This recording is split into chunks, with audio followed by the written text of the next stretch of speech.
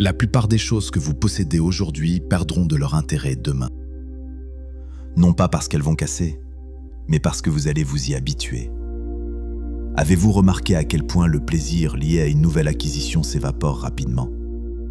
C'est ce que les psychologues appellent l'adaptation hédonique. Nous nous habituons à notre nouveau confort en quelques jours, et cet objet qui nous semblait indispensable devient invisible. Le désir par nature est perpétuel. Dès qu'un besoin est comblé, un autre surgit pour prendre sa place. Si nous ne prenons pas conscience de ce cycle, nous passons notre vie à remplir un tonneau percé. L'insatisfaction n'est pas le signe que vous n'avez pas assez, mais le signe que vous êtes prisonnier d'un mécanisme qui vous empêche de voir ce que vous avez déjà. Chaque fois que nous cédons à un désir superflu, nous ne payons pas seulement avec de l'argent.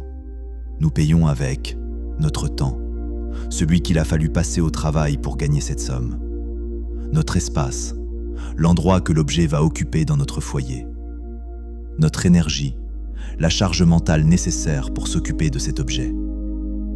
Ces trois ressources sont pourtant les plus précieuses. En entretenant des désirs perpétuels, on s'appauvrit bien au-delà du solde de notre compte bancaire. On se prive de la clarté nécessaire pour savourer l'instant présent, seul, avec son conjoint ou encore ses enfants. La société de consommation nous murmure que l'abondance est une accumulation.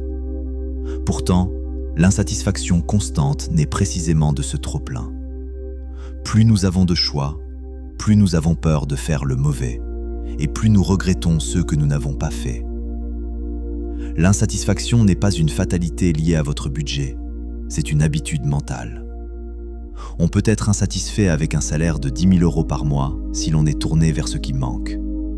À l'inverse, on peut connaître une forme de plénitude avec un budget serré si l'on décide de fermer la porte aux désirs artificiels. La seule arme efficace contre l'insatisfaction constante est la gratitude consciente. Au lieu de regarder ce que le catalogue vous propose, regardez ce qui fonctionne déjà chez vous.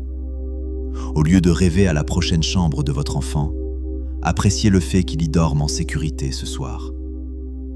Passer du « je veux » au « j'ai » est l'acte de rébellion le plus puissant que l'on puisse accomplir. C'est en décidant que vous avez assez que vous devenez instantanément riche. L'insatisfaction ne s'arrête pas quand on possède ce que l'on désire, mais quand on cesse de désirer ce dont on n'a pas besoin. Et vous, quel est l'objet superflu dont vous avez décidé de vous libérer pour retrouver votre clarté? Partagez-le en commentaire. Et si cette réflexion vous a aidé, abonnez-vous pour d'autres parenthèses minimalistes.